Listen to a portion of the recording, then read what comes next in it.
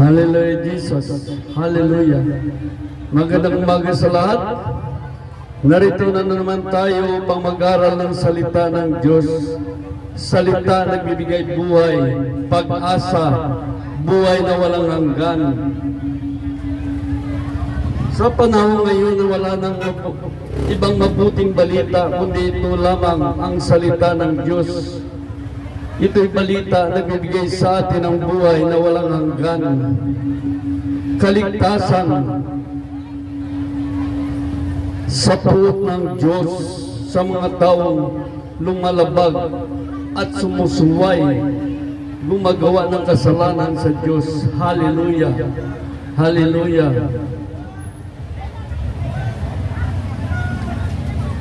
Kaya magandang araw ulit sa lahat ng nilalang ng Diyos. Ating pag-aralan ang tinatawag na eleksyon o papipili. Ang katotohanan, ito isang labanang espiritual, labanan ng liwanag at ng kadiliman na hindi natin namalayan, tayo ginagamit lamang.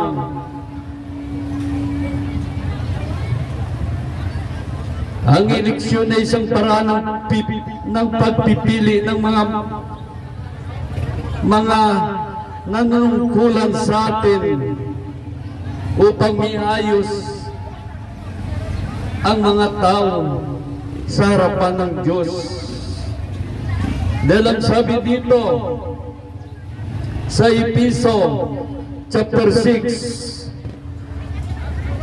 verse 7, maging kayo ng may mabuting kalooban na para sa Panginoon kayo naglilingkod at hindi sa mga tao lamang, sapagat alam ninyo gagantihin ng Panginoon ang bawat mabubuting gawa ninuman. Sabi sa verse 9, mga Panginoon, maging mabuti kayo sa inyong mga alipin at huwag ninyo silang pagbantaan sapagkat alam ninyo kayo'y pareho lamang, parehong alipin ng isang Panginoon na nasa langit at walang itatangi. Hallelujah! Kaya dapat ang mga nanungkulan sa bansa ay may takot sa Diyos. Dapat ang nanungkulan sa bansa ay may takot sa Diyos. Dahil ang sabi dito sa Kawikaan, chapter 1, verse 7, ang pagkatakot kay Yahweh ay panimula ng karunungan. Ang pagkatakot sa Diyos ay panimula ng karunungan. Kaya kung tayo hindi natakot sa Diyos, ay hindi pa nagsimula sa atin ang karunungan. Dahil ang sabi dito sa Kawikaan chapter 1, verse 7, ang pagkatakot kay Yahweh ay panimula ng karunungan. Ngunit walang halaga sa mga mangmang ang aral at saway. Totoo yan. Kaya nangyayari sa atin, hindi na ngayon ang Diyos ang nag-aari sa ating kundi si Satanas. Dahil pinagarian tayo ng mga mangmang. Dahil sabi dito sa Kawikaan, chapter 1 verse 7, ang pagkatakot kay Yahweh ay panimula ng karunungan. Ngunit walang halaga sa mga mangmang ang aral at saway. Napakaliwanag. Ngunit sa kabila ng lahat ng ito, hindi man lang natin naisip na ito'y ay parte ng labanang espiritual ang nagaganap. Kaya sabi sa Mateo chapter 16 verse 19, ibigay ko sa iyo ang susi ng kaharian ng langit. Ang ipagbabawal mo sa lupa ay ipagbabawal sa langit. At ang ipinahintulot mo sa lupa ay ipinahintulot din sa langit. Napakaliwanag. Kaya ang sabi naman dito sa Marcos, sa mga lingkod,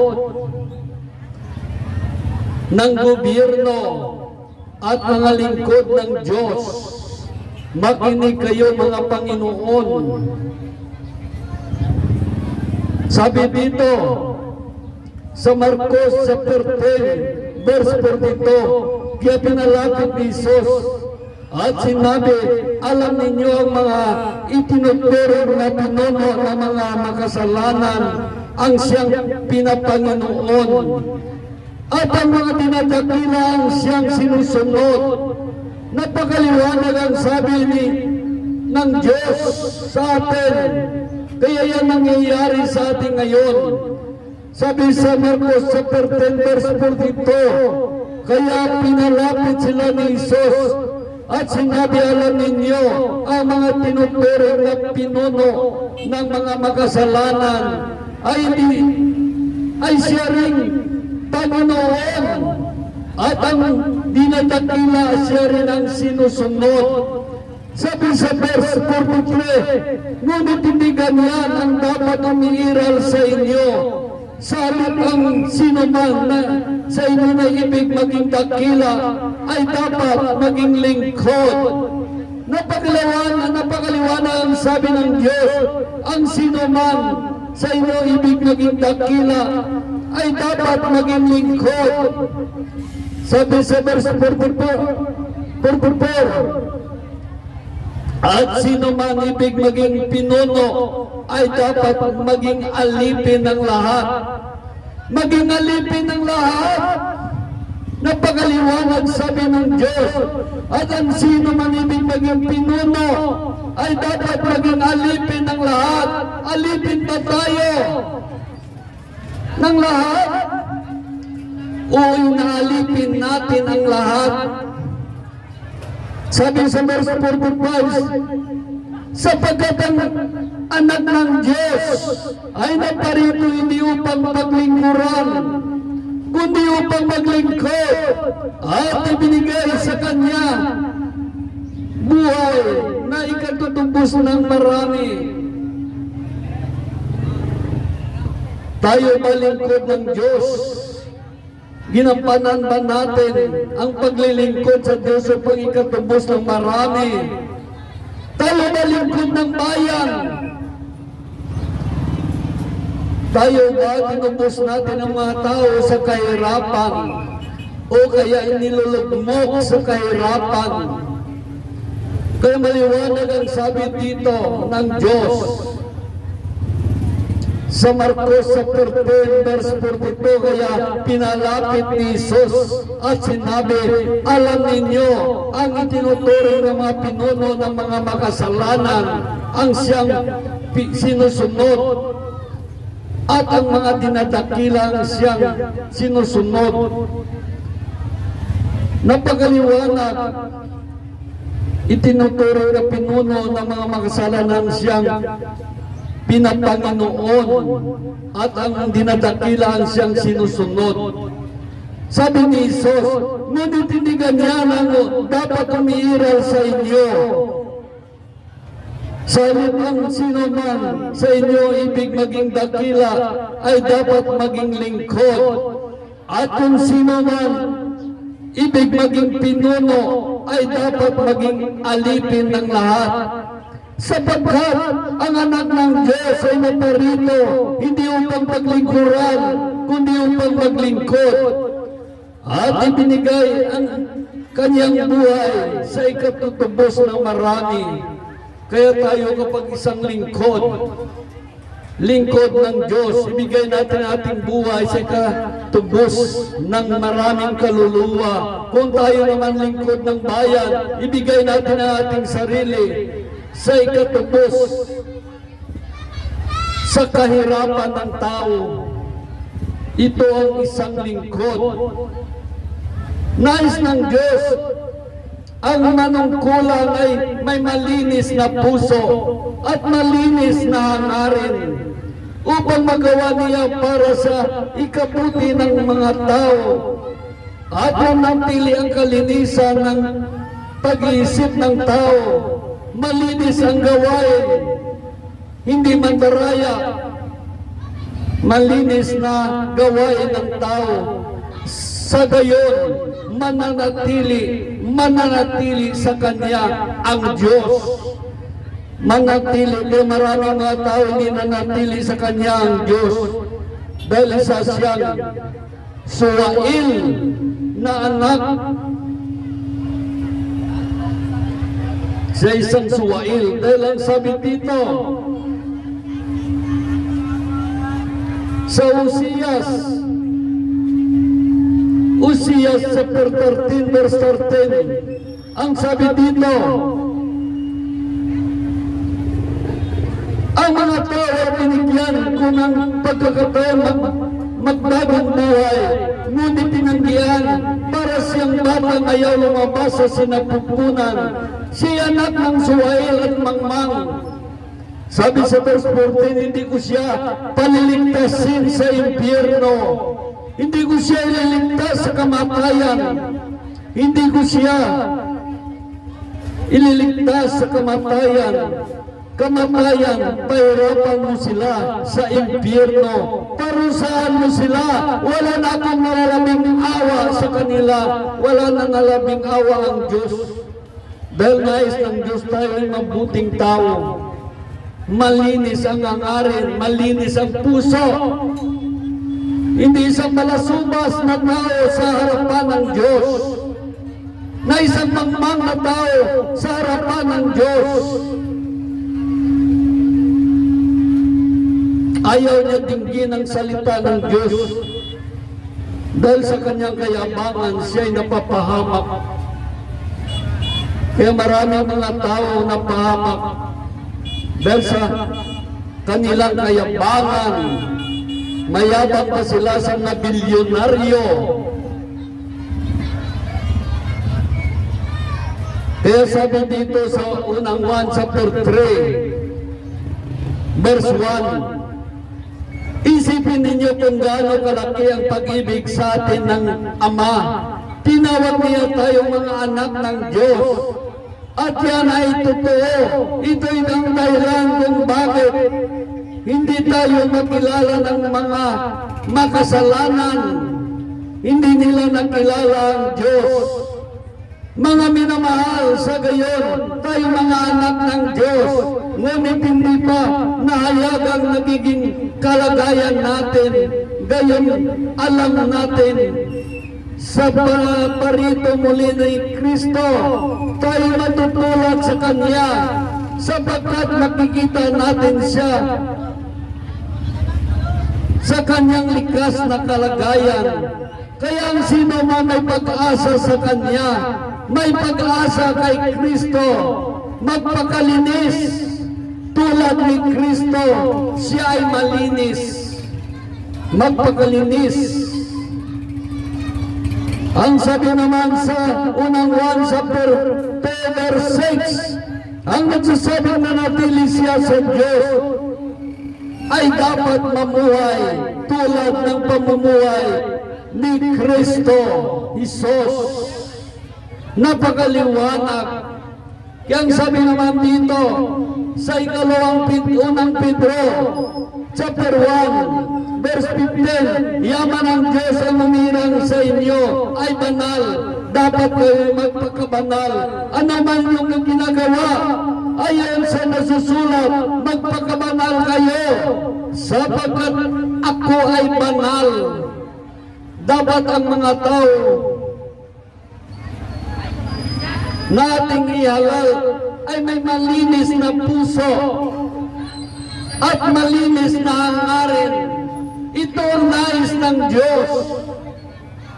Ito ang nais ng Diyos sa atin, may malinis na puso, malinis na hangarin. Dahil sabi dito sa Episo chapter 1 verse 13, kayo naging bayan ng Diyos nang kayo nanalig sa Kanya, matapos ninyo marinig ang salita ng katotohanan, ang mabuting balita na nagdudulot ng kaligtasan.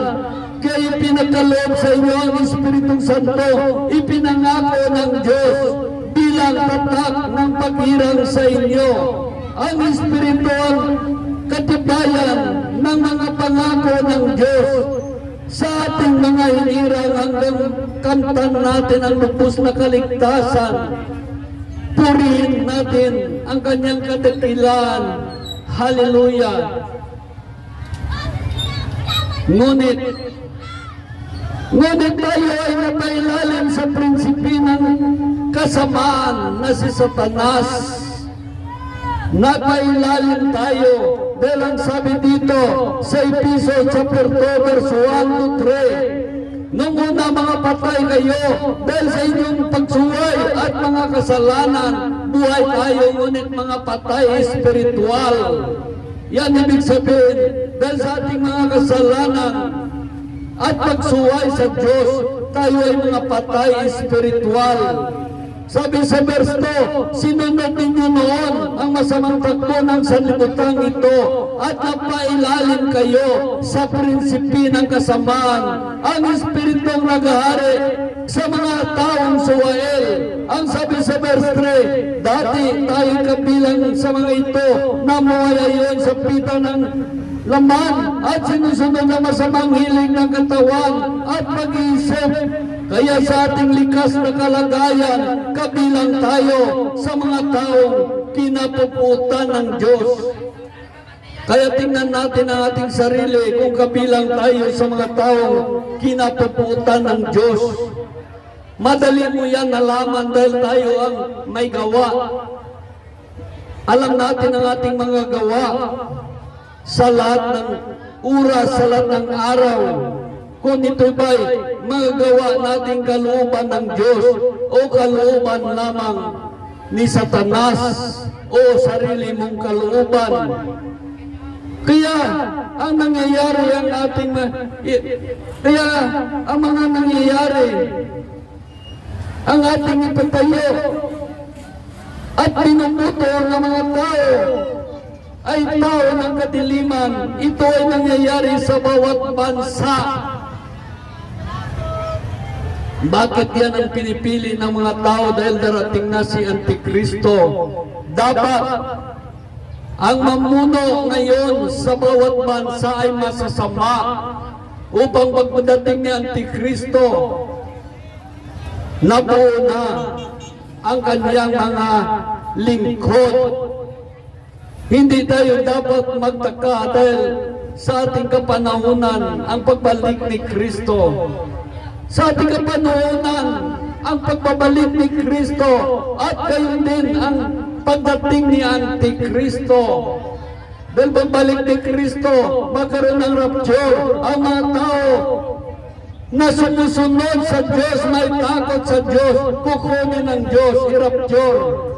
At pati ang Espiritu ng Diyos, alis na sa lupa, akyat na sa langit, at doon na papasok si Antikristo. At tatakan kayo ng 666 upang hindi na kayo maligtas, upang darating na ang tunay na kapahamakan ninyo. Di ba ninyo napansin? Marami na ngayon mga Antikristo. Marami na mga Antikristo ayaw makinig sa salita ni Kristo sa Biblia. Yan mga Antikristo. Kung tayo ay ayaw makinig sa salita ng Diyos, sa salita ni Kristo, isa na tayo Antikristo. Yan hindi ninyo nalaman ninyong sarili na tayo pala ay mga Antikristo. Walang pagmamahal sa salita ng Diyos. Walang pagmamahal sa salita ni Kristo Isos. Parang tayo lang ito sa atin ang kanyang salita. Dahil tayo ay mga anak ng reliyon, hindi anak ng Diyos. Dahil ang sabi sa unang Juan ay ganito. Unang Juan, chapter 1, verse 18, mga anak, malapit ang wakas. Tulad ng narinig ninyo, darating na ang Antikristo. Ngayon na nga, marami nang lumitaw na mga Antikristo. Kaya alam na natin malapit na ang wakas. Nawili lang tayo katinda-tinda. Hindi natin alam malapit ng wakas. malapit na dumating si Antikristo. Ang ayaw makinig sa sinasabi ni Kristo sa banal na aklat ay mga Antikristo. Marami na mga Antikristo na tuturo lamang tungkol sa kanilang reliyon at mga doktrina ng kanilang reliyon. Yan ang Antikristo. Dito natin makikita kung sino ang maghahari sa buong sanlibutan. Ang liwanag ba o ang kadiliman? Ito'y labanan ng liwanag at kadiliman. Ginagamit lamang ang mga tao, mamahala, kung siya ay lingkod ng liwanag o lingkod ng kadiliman. Malalaman mo yan sa kanyang mga gawa. Malalaman mo yan sa kanyang mga gawa. Hindi naman kayo mulag, hindi naman kayo bingi.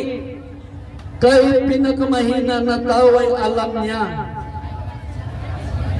Kung tayo ay marunong na hindi natin alam, masama pa tayo sa isang mangmang. Dahil ang sabi ng mga ngaral ganito, mga ngaral chapter 9, verse 5 to 6, isa pang kamalian sa daigdigang napansin ko, sa panig naman ng mga pinuno, ang mga mangmang ay inilagay sa mataas na tungkulin, ngunit ang dakila ay sa mababang uri na gawain. Napakaliwanag sinabi ng Diyos sa mga ngaral. Chapter 9 verse 5, isa pang kamalian sa daigdig ang napansin ko. Sa panig naman ng mga pinuno, ang mga mangmang ay inilagay sa mataas na tungkulin, ngunit ang dakila ay sa mababang uri na gawain. Nakita natin, yan ang nangyayari sa ating pagkapanahunan. Sabi ng mga ngaral, chapter 4, ay ganito, chapter 4 verse 4, nakita ko rin ang mga tao nagpupunyagi na upang mahigitan ang kapwa. Wala na itong kapuluhan at nauwi sa wala. Napakaliwanag, nakita ko rin ang mga tao nagpupunyagi upang mahigitan ang kapwa. Wala itong kapuluhan at mauwi sa wala. Sabi sa verse 5, sinasabi nilang mangmang lamang ang nagalikupkop ng kamay at magpakamatay sa gutom. Maring tama, ngunit mas mabuti may kaunti kang naimpok na panatag ang iyong kalooban kaysa patuloy kang magpakahirap ngunit wala namang pakinabang. Sabi sa verse 7, may mga bagay pa sa ibabaw ng lupa, nakita ko walang kabuluhan. Ang isang tao nag-isa sa buhay, walang kaibigan, walang kamag-anak, ngunit walang tigil sa paggawa. Wala siyang kasiyahan, niya itinanong sa sarili ko, kanino mauwi ang kanyang pinagpagalan. Ito man ay walang kabuluhan at malaking paghirap ng tao sa kanyang sarili. Nakita natin maraming mga tao nagpakahirap sa kanilang sarili.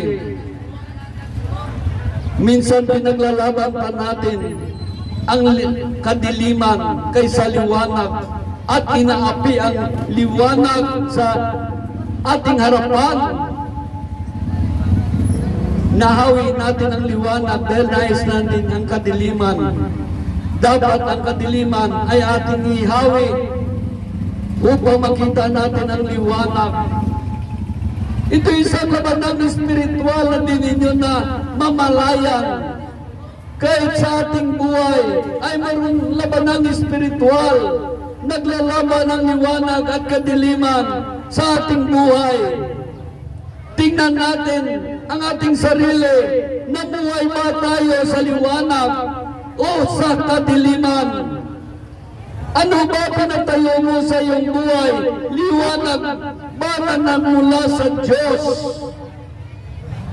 O kadiliman na nagmula sa Diablo? Kaya ito laban ng espiritual. Habang nabubuhay tayo sa daigdigin dito, ang totoong buhay natin, sinusubok lamang na tayo ng Diyos. Kung sinusundin natin, Diyos ba o si Satanas? Doon ba tayo sa panig ng liwanag o sa panig ng kadiliman? Maraming mga tao hindi alam ito dahil namumuhay lamang sa reliyon. Dahil kung tayo ay namumuhay sa Diyos, na may relasyon sa Diyos, ito'y malalaman natin at maunawaan natin. Dahil ang sabi dito sa unang 1 chapter 4 verse 6, ngunit tayo sa Diyos, ang sino mang kumikilala sa Diyos ay nakikinig sa atin, ngunit hindi nakikinig sa atin ang sino mang hindi sa Diyos.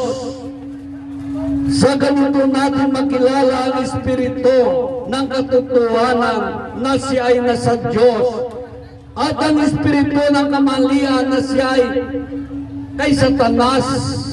Maraming mga tao nanalangin ng matagal at hinahanap na marinig ang salita ng Diyos, ngunit hindi niya napansin. Ang Diyos ay nangungusap doon sa banal na aklat sa Biblia. Ang Diyos ay nagsasalita sa atin, ngunit hindi natin pansin. Hindi natin pansin ang salita ng Diyos. Ninahanap natin, gusto natin marinig ang Diyos, ngunit hindi natin alam ang Diyos nagsasalita sa atin sa banal na aklat. Marami siyang sinasabi sa atin, ngunit hindi natin ito pansin. Nailigaw tayo ng ating mga maling pag-iisip. Dahil ang sabi dito sa Karikaan, chapter 1, verse 20, ang karunungan umalingaw-ngaw sa mataong lansangan, tinig niya nangingibabaw sa lugar ng pamilihan. Kaya ang tinig ng Diyos umalingaw-ngaw sa mataong lansangan tulad dito. Tinig niya nangingibabaw sa lugar ng pamilihan. Ito'y lumalampas sa mataas na muog, ugong niya ay naririnig sa pintuan nitong lungsod. Kaya napakaliwanag. Ito na ngayon, narinig ninyo ngayon ang sinasabi ng banal na aklat. Ngunit ito'y hindi pinalaga ng mga tao. Kaya sabi sa verse 22, ang taong mangmang ay walang gustong kaalaman. Hanggang kailan katatagal sa mong kalagayan? Hanggang kailan pamanatili ang iyong kamangmangan? Kailan mo pa isipin maghanap ng kaalaman? Ang sabi sa verse 23, sabi ng Diyos, ang payo ko'y pakinggan ninyo, dinggin ninyo ang aking mga saway. Sa inyong diwa ko at aking kaalaman. Patuloy ito'y aking sa inyo panawagan, ngunit hindi ninyo pansin itong aking mga kaway. Niwalang bahala ninyo ang aking mga payo. Ayaw ninyong bigyan pansin ang pagumita ko sa inyo, sabi ng Diyos. Kaya sinabi niya sa verse 29, sapagat itong karunungan ay hindi ninyo minahal.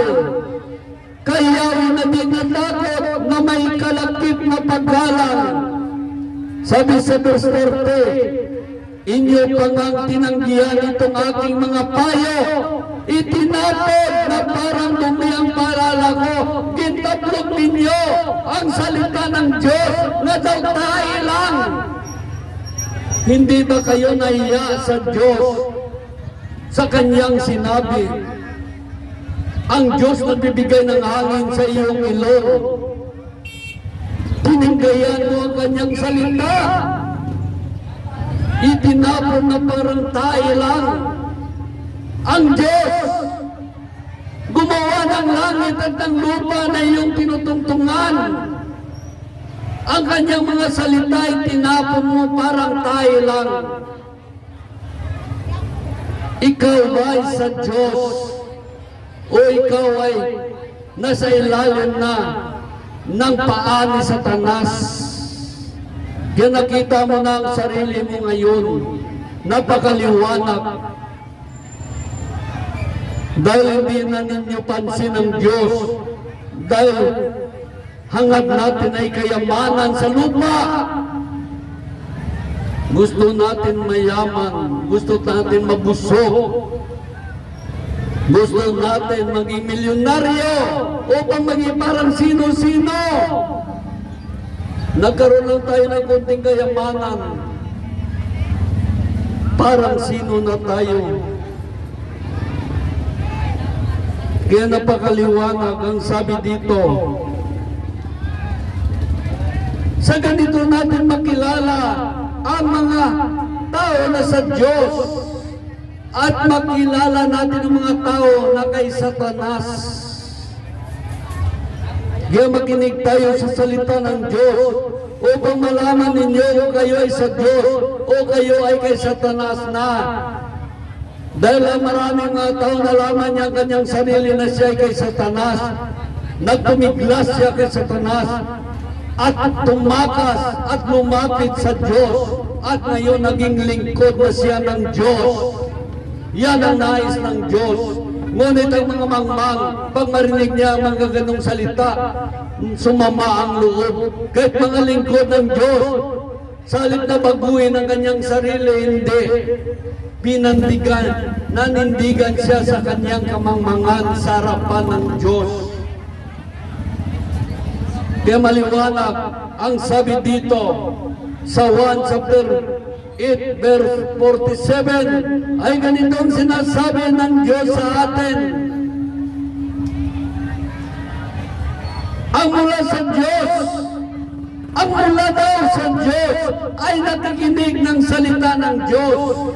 Ngunit ang hindi mula sa Diyos, kaya hindi ninyo pinakinggan ang salita ng Diyos. Kaya nalaman natin kung tayo ay mula sa Diyos o kay Satanas.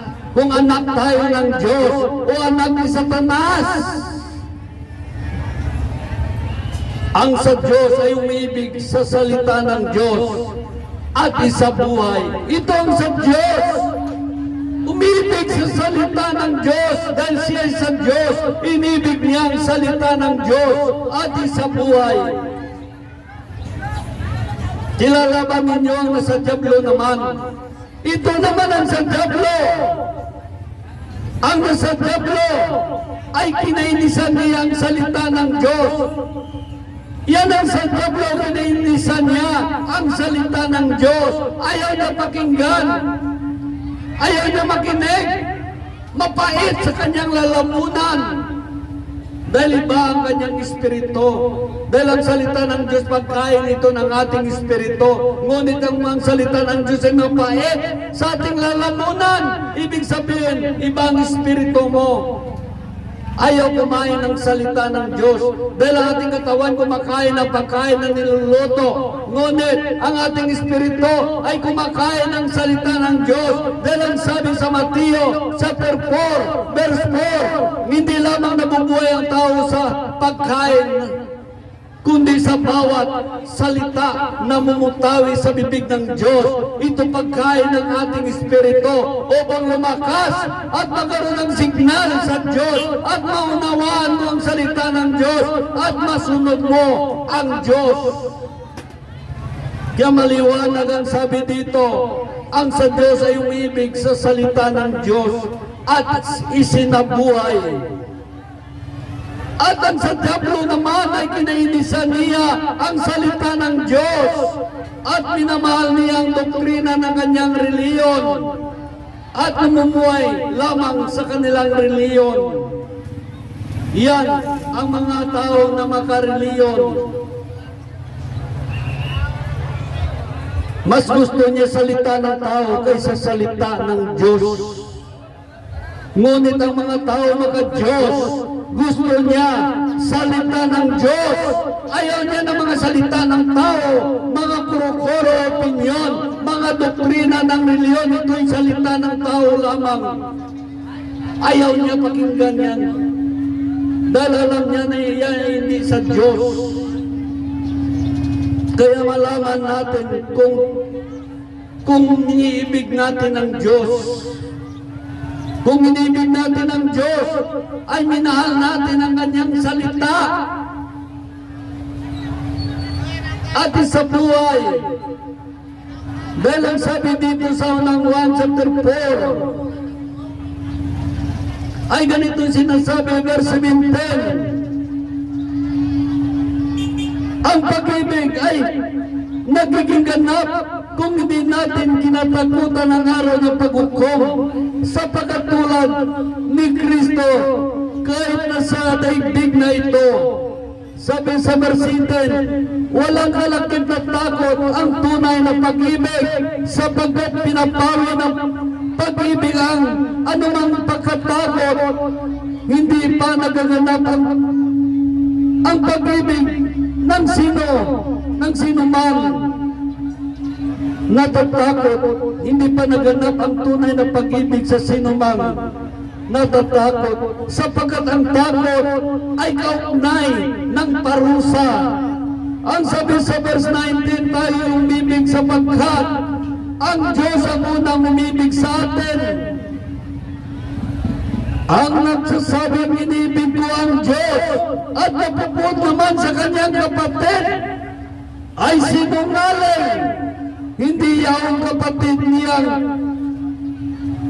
Kung gayon kapatid niyang nakikita at hindi niya maibig, paano niya maibig ang Diyos na hindi makikita? Kaya ito'y maraming mga sinungaling ngayon. Sabi niya, mahal ko ang Diyos. Ultimo kapatid niya, hindi niya kayang ibigin. Hindi niya nga kayang ibigin ang kapatid niya. Paano pa kayo na hindi niya kapatid? Kaya yun isang kasinungalingan. Dahil sabi dito, at napuput mo, sabi dito, ang nagsasabi, inibig ko ang Diyos, at napuput naman sa kanyang kapatid, ay sinungaling. Kung ngayon kapatid niya nakikita ay hindi niya maibig, paano niya maibig ang Diyos na hindi makikita? Kaya siya lumabag na sa utos ng Diyos. Dahil ang utos ng Diyos sa verse 21, 1 chapter 4 verse 21, ito ang utos na binigay sa atin ni Kristo, ang umibig sa Diyos. Dapat din umibig sa kanyang kapatid. Kaya napakaliwanag, ibigin natin ang ating mga kapatid sa laman, kapatid sa panampalataya, kapatid espiritual. Ipairalin natin ang pag-ibig sa ating buhay upang tayo maging anak ng Diyos. Dahil ganito ang sinasabi kung tayo mga anak ng Diyos, ibigin mo ang iyong kaaway. Dito tayo tinuturuan ng Diyos na ibigin natin ang ating kaaway upang tayo maging tunay na anak ng Diyos. Dahil ang sabi dito sa Mateo chapter 5 verse 44, ngunit ito naman ang sabi ko, ibigin ninyo ang inyong kaaway at idalangin ninyo ang mga umuusig sa inyo upang kayo'y maging tunay na anak ng inyong amang nasa langit. Napakaliwanag, kung lahat na tao iniibig niya ang kanyang kaaway, walang gulo, walang alitan. Dahil inibig niya ang kanyang kaaway. Dahil ang pag-ibig ito'y makapangyarihan. Kaya niya pawiin ang galit sa puso ng tao. Dahil ang sabi dito sa unang Korinto ay ganito. Unang Korinto chapter 13 verse 4. ay ganitong sinasabi sa unang Korinto chapter 10 verse 4 to 7, ang pag-ibig ay matiyaga at maganda ng loob, hindi nananahili, nagmamapure o nagmamataas, hindi magaspang ang ugali, hindi magasarili, hindi magalitin o mapagtanim sa kapwa. Hindi ito ikinututuwa ang mga gawang masama, ngunit ikinagalag ang katotohanan. Ang pag-ibig ay mapagbata, mapagkatiwala, puno ng pag-asa, at nagtitiyagang hanggang wakas. Yan ang pag-ibig nagtitiyaga hanggang wakas. Ang sabi sa verse 13, ang tatlong ito ay nanatili, panampalataya, pag-asa at pag-ibig. Ngunit ang pinakadakila sa mga ito ay pag-ibig. Dahil ang sabi naman sa Korinto chapter 14, verse 1, makapagsalita man ako ng mga wika ng mga tao o ng mga anghel, kung wala naman akong pag-ibig, wala, para lamang akong batingaw na umaalingaw-ngaw upang piyang na dumataginting. Ito'y walang kabuluhan. Kung ako man ay nakakayaan magpahayag ng salita ng Diyos at nakaunawa ng lahat ng hiwaga, kung mayroon man ako ng lahat na ito, ng kaalaman, ngunit wala akong pag-ibig, ito'y walang kabuluhan. May malaki na akong panampalataya, anupat na pailipat ko ang mundo, ngunit wala naman akong pag-ibig, wala akong kabuluhan. Sabi sa verse 3, panibigay ko man ang lahat ng ari-arian ko, ialay ko man ang aking katawan upang sunugin. Kung wala naman akong pag-ibig, wala din kabuluhan, may tutulot. Walang kabuluhan. Nakita natin, kaya sabi sa Mateo chapter 6 verse 24, sabi sa Mateo chapter 6 verse 24, ay ganito naman sinasabi,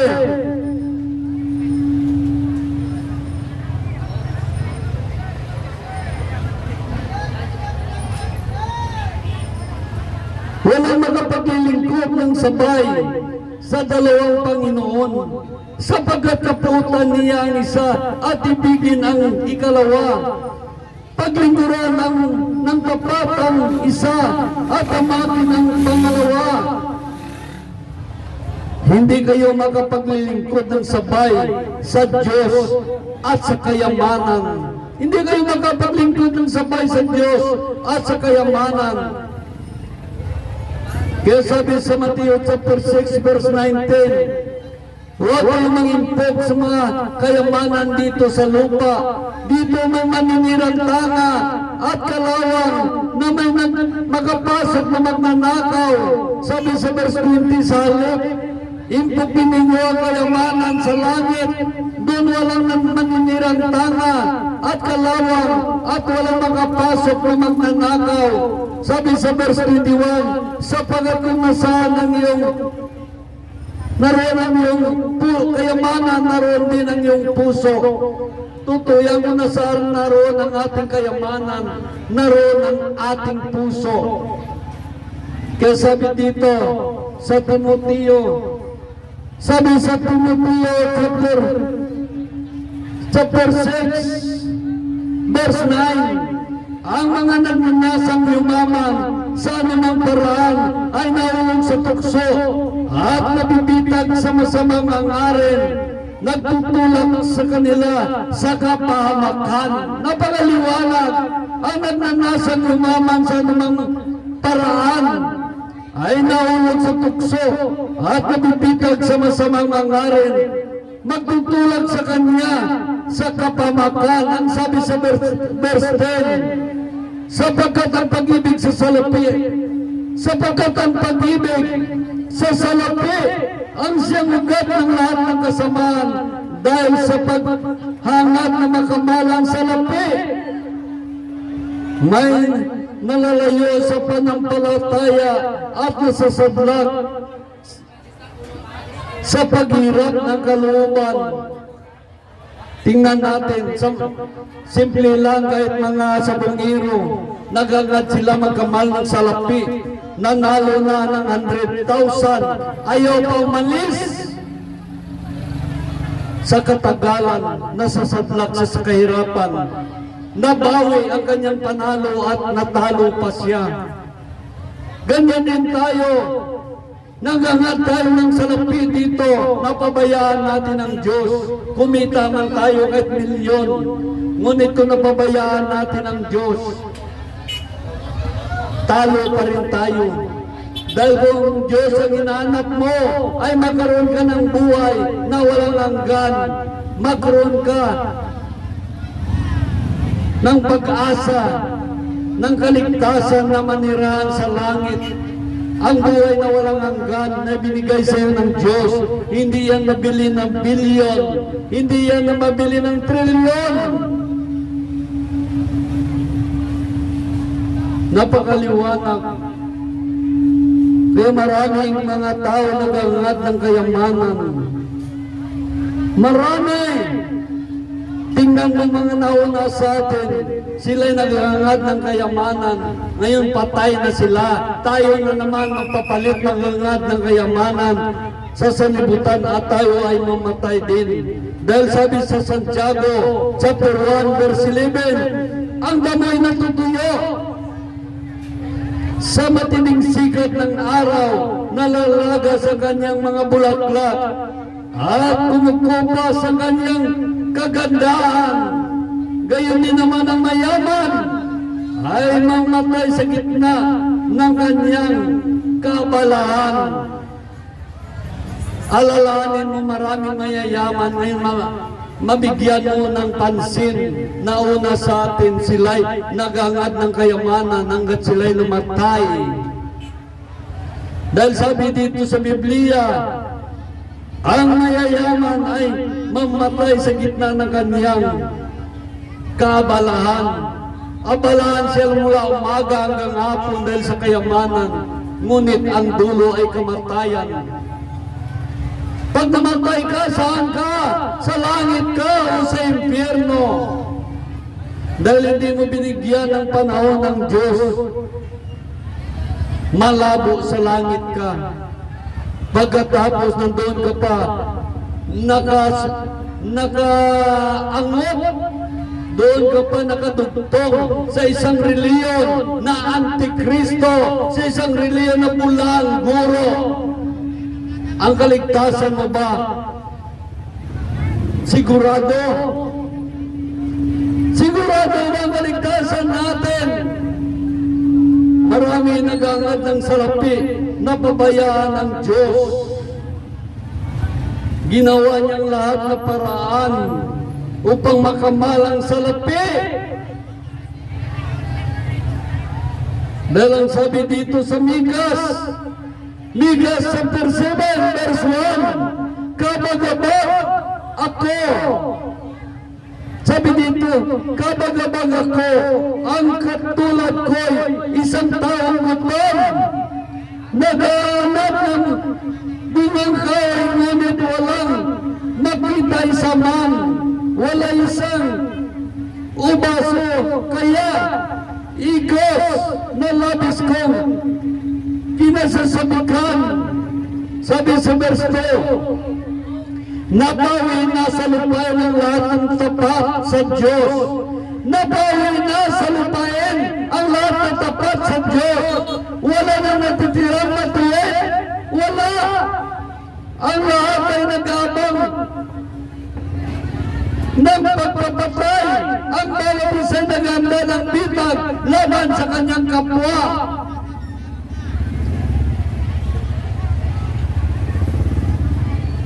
Ang lahat ay naghanap ng kayamanan sa lupa.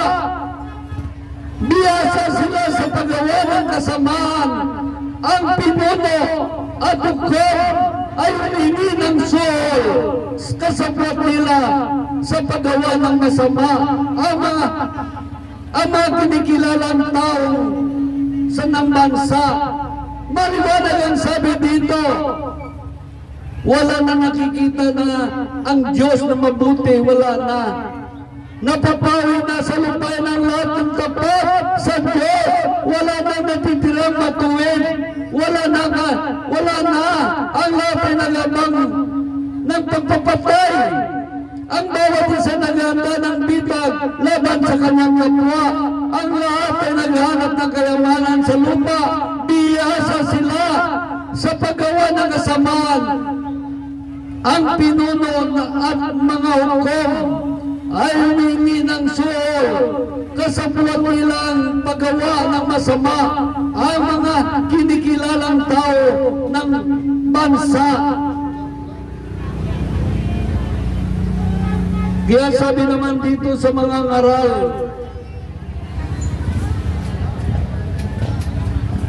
nakita na natin yan na nangyayari sa ating buhay. Dahil ang sabi ng mga ngaral,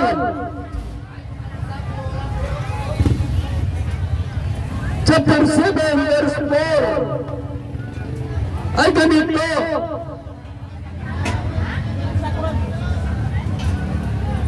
mangmang ang isang tao nag-iisip ng kasayahan. Mangmang daw ang isang tao nag-iisip ng kasayahan. Ngunit ang matalino ay isang tao naghanda sa kamatayan. Ang matalino naman ay naghanda sa kanyang kamatayan. Mas maigi ang saway ng matalino kaysa papuri ng isang mangmang. Ang alakhak ng mangmang ay tulad ng putok ng apoy, walang kabuluhan. Ang matalino ng daya, ang matatalino ng dadaya ay para na rin isang mangmang. Ang sol ay sumisira sa dangal ng tao. Kaya nakita natin yan ngayon ang nangyayari. Kaya ang eleksyon na ito sa bawat bansa, partido ng labanan espiritual, labanan ng liwanag at ng kadiliman. Hindi ba ninyo alam na tayo araw-araw ay pinapili ng Diyos kung saan tayo pupanig? May freedom tayo sa pagpili. Sa liwanag ba tayo o sa kadiliman? At ito ang pagpalian ng ating mga baluta sa inyong buhay. Kung sino ang pinili mo, liwanag ba o kadiliman? Kung ano ang pinili mo, liwanag o kadiliman? Si Satanas ba ang pinili mo o ang Diyos? Hatulan tayo sa pamagitan ng ating mga gawa. Kaya sabi dito sa mga ngaral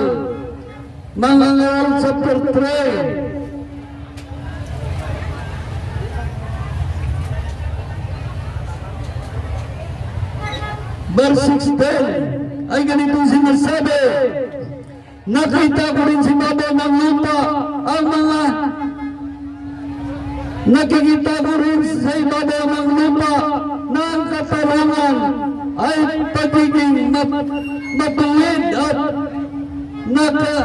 nababahiran ng kasamaan. Maliwanag sabi dito, nakikita ko rin sa ibabaw ng lupa ang katarungan at pagiging matuwid ay nababahiran ng kasamaan. Sabi sa verse 17, sa loob ko'y hatulan ng Diyos ang masama at ang mabuti, sapagkat may itinakda siyang panahon para sa lahat ng bagay. Sabi sa verse 10 tungkol sa mga taong nag-iisip kung siya ay sinusubok ng Diyos.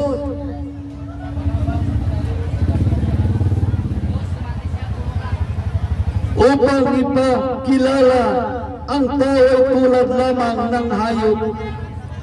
Ang tao ay tulad lamang ng hayop.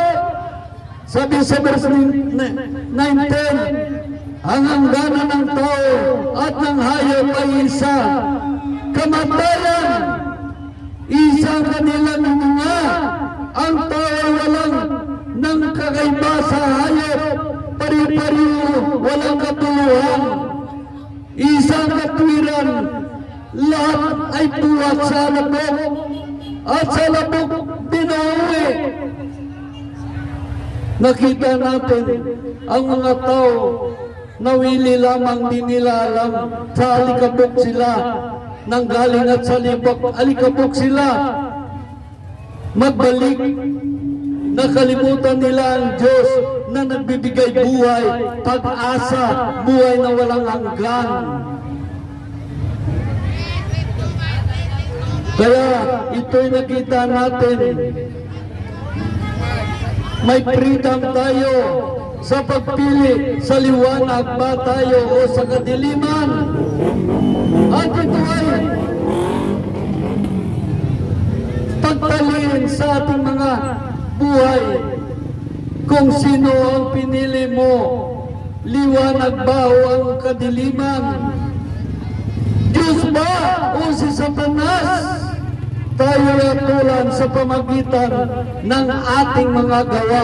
Hatulan tayo pagdating ng ating kamatayan sa pamagitan ng ating mga gawa. Dahil ang sabi sa 2 Korinto chapter 5 verse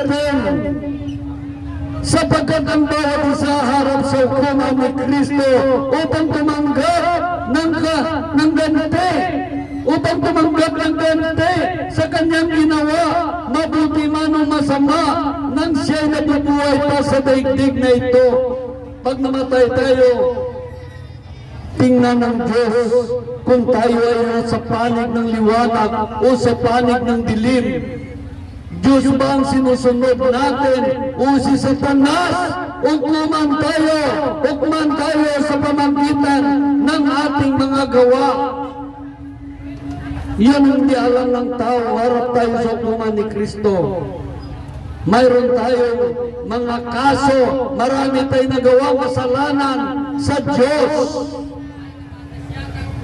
Dahil ang sabi dito sa Mateo chapter 24, verse 21, sapagkat sa panahon iyon, ang mga tao na magdaranas ng malaking kapigatian, hindi pa naranasan mula ng likhain ng sanlibutan hanggang ngayon, at hindi na maranasan kailanman.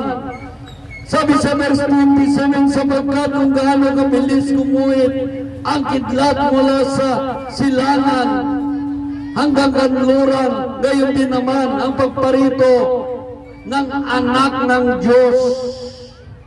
Ang sabi dito sa verse 34, ngunit wala, sabi dito sa verse 34, tandaan ninyo, magaganap ang lahat ng ito bago mamatay. Ang mga tao nabubuhay ngayon, mawala ang langit at ang lupa, ngunit ang salita ko'y hindi mabubula, hindi mawawala ang salita ng Diyos. Kaya pagdating ni Kristo Jesus, ay malaglag ang mga bituin sa langit, magdilim ang araw, di naliliwanag ang buwan, at mayayanig, maglindol, mabitak ang malaking lungsod. Mabitak! Ano ang gagawin natin kung darating ng panahon yan? Ayan ay pagdating ni Kristo, ay katapusan ng daigdig. Tayo ay hatulan ng Diyos sa pamagitan ng ating mga gawa. Dahil ang sabi dito sa payag, chapter 20, payag ng Revelation, chapter 20, verse 11, pagkatapos nito nakita ko ang isang malaking trono, puti at nakaluklok doon, na para mang langit at ang lupa sa kanyang harapan. At hindi na nakikita muli. At nakita ko ang nakatayo sa harapan ng trono, ang mga namatay, maging dakila o maging hamak, at binuksan ang mga aklat, binuksan pa ang aklat ng buhay, hinatulan ng mapatay, ayon sa kanilang mga ginagawa. Ang sabi sa verse 15, itinapon sa lawang apoy ang sinumang hindi nakasulat ang pangalan sa aklat ng buhay. Itinapon o mapatay sa pamagitan ng kanilang mga gawa.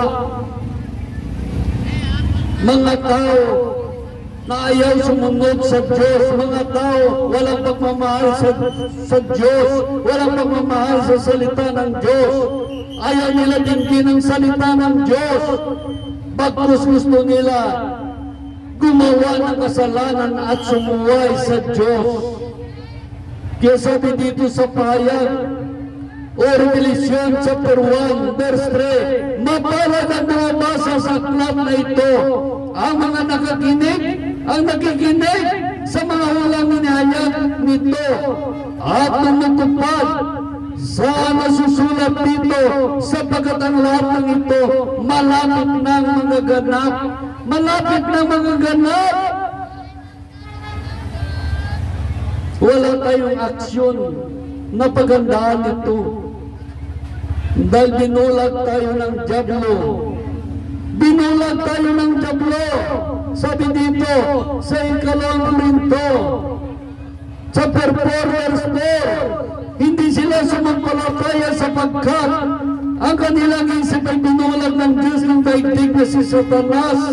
Sila ay binulag nito upang hindi nila makita ang liwanag ng mabuting balita tungkol sa kaniningan ni Kristo na siyang larawan ng Diyos. Binulag sila ng dyablo upang hindi nila makita ang liwanag ng mabuting balita nakasulat sa banal na aklat. Kaya ang sabi dito sa mga aral, ito naman ang sabi sa mga aral, chapter 12, verse 2, alalahanin mo ang Diyos bago magkubli ang sikat ng araw, bago magdilim ang buwan, at mga bituin bago kamalambungan na makapal na kadiliman ng ulap. Alalahanin mo siya bago humina ang iyong katawan, bago humina ang iyong mga bisig, bago mawalan ng lakas ang iyong mga tuhod. Alalahanin mo ang Diyos bago mabungi ang iyong mga ngipin, bago lumabay ang iyong mga mata. Alalahanin mo ang Diyos bago mawala ka ng pandinig. Halos di mo na marinig ang ingay ng gilingan at tunog ng mga ibon at tunog ng mga awitin. Alalahanin mo ang Diyos bago dumating ang panahon ng katatakutan mo na umakyat sa itaas, bago dumating ang panahon na hindi ka na makakalakad na mag-isa, bago pumuti ang buhok mo at lilipas ang pagnanasang sumiping sa minamahal. Alalahanin mo ang Diyos, darating ang araw na tayo lilipat sa ng palagian nating tahanan at magkikitang naglisaw sa lansangan ng mga nanganangis dahil tayo ay nawala ng hininga. Alalahanin mo ang Diyos, darating ang araw na malagot ang iyong hininga. Alalahanin mo ang Diyos, darating din ang araw malalagot ang tali ng timba at babagsak at nasisira. Alalahanin mo ang Diyos bago manumbalik sa lupa ang ating katawan, lupa, at ang ating espiritu ay nagbalik sa Diyos na nagbibigay nito. Sinasabi ng mga aral, walang kabuluhan. Walang kabuluhan ang lahat ng bagay. Ang lahat ng pinaghirapan ninyo, lahat ng pagsisigap ninyo ay naging tae. Ang lahat ng kayamanan ninyo at milyon-milyon pakitain nyo maging walang kabuluhan. Ang di na ikaw itapon lamang sa impyerno. Walang kabuluhan ang pagpaganda mo ng katawan. Nag-exercise ka para maging mag-isip ka. Nagpaganda ka para maging maganda ka. Pagkatapos pag namatay ka, ikaw ay itapon lamang sa apoy ng impyerno. Ito'y walang kabuluhan. Ang lahat ng bagay, ang may kabuluhan lamang dito kung sinunod mo ang Diyos, dininig mo ang Diyos, namuhay ka sa salita ng Diyos upang marating mo ang buhay na walang hanggan. Marating mo ang pag-asa manirahan sa langit. Maraming mga bagay pinag-abalahan natin, ngunit ito'y walang kabuluhan lahat. Totoo yan, walang kabuluhan. Hindi masama maganap buhay, ngunit ang sabi ng Diyos, huwag mo kalimutan ang Diyos. Ngunit kung naganap buhay tayo, nakalimutan natin ang Diyos. Ito'y walang kabuluhan. Kahit maging milyonaryo ka, kahit maging bilyonaryo ka, kahit maging trilyonaryo ka, pag namatay ka, itapon ka sa impyerno. Talo ka pa ng isang bugtot na mahirap, na sumusunod sa Diyos pag namatay, nagkaroon siya ng buhay na walang hanggan at manirahan sa langit. Hallelujah! Purihin ang Diyos. Dito natin pinapakita kung gaano kalaga. Malaga ba ang pagsunod sa Diyos o ang pagsuway sa Diyos?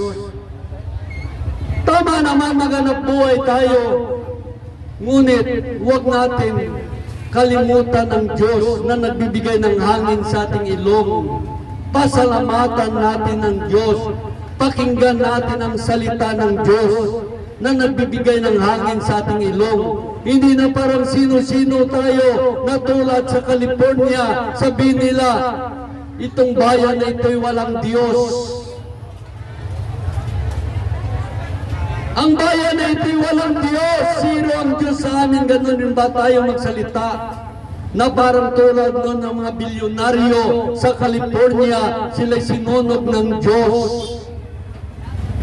Paano kaya kung tayo naman ang ating buhay, sunugin ang kubita natin, mamroblema na tayo kung paano gumastos ulit ng kubita? Ano kaya kung bahay natin sunugin ng Diyos? Ano kaya parang natulala na tayo? Kaya alalahanin mo ang Diyos na bibigay ng hangin sa iyong ilong. Siyang Diyos na tunay nagmamahal sa inyo, hindi ang reliyon. Kung ang Diyos na naalala mo, proteksyonan ka ng Diyos ang iyong buhay. Proteksyonan ng Diyos ang ari-arian mo. Proteksyonan ng Diyos ang lahat na sa iyo. Pag-aingatan ng Diyos. Kaya napakalaga ang Diyos sa ating buhay. Siya lamang ang Diyos na makapangyarihan, may makagawa kung paano tayo ingatan ng Diyos at bigyan ng buhay na walang hanggan at pag-asa manirahan sa langit. Doon wala nang hirap, wala nang kapigatian, wala nang kasakit. Ano ba ang hinahanap mo sa ibabaw ng lupa? Buhay na walang hanggan ba? At manirahan sa langit, o kaya gusto mo lang manirahan dito sa ibabaw ng lupa na maging sagana, masaya, ngunit pag namatay ka naman, doon ka sa impyerno, susunugin ka doon. Kaya sa lahat ng gawain natin, dapat kasama natin ang Diyos. Hallelujah! Ito lang aking mensahe. Sana may napulot tayong aral sa umagang ito. Nais ng Diyos, tinuturuan tayo ng Diyos mag-ingat para marating natin ang buhay na walang hanggan, kaligtasan. Itong kaligtasan hinahanap ninyo, hindi na lang na nabanggit ng reliyon nyo dahil niwili-wili kayo lamang ng mga doktrina ng kanyang mga reliyon at sabihin, ang reliyon namin ay tama, ang reliyon namin ang maligtas, ang katotohanan. Walang reliyon na makapagligtas sa tao, kundi si Kristo Jesus lamang. At ang kanyang salita ng Diyos sa banal na aklat, yan ang makapagliligtas sa inyo. Nadaya tayo ng reliyon. Kaya mula na malaman mo ang katotohanan magpalaya sa inyo. Nalaman mo ang katotohanan, hindi na kayo mapundol ng mga kasinungalingan na doktrina, turo ng mga maling aral at katuruan. Ito'y nais ng disipayag ang kanyang salita upang hindi kayo mabudol ng tagapagturo ng kasinungalingan. Dahil maraming sa panahon ngayon, maraming tagapagturo ng kasinungalingan. Paasahin kayo sa kasinungalingan. Hallelujah! Ito lang ating mensahe. Sana may napulot kayong aral sa umagang ito. Purihin natin ang Diyos na gumawa ng langit at ng lupa. Purihin natin ang Diyos na nagbibigay sa atin ng hangin sa ating mga ilong. Hallelujah! Hallelujah! Hallelujah, Jesus!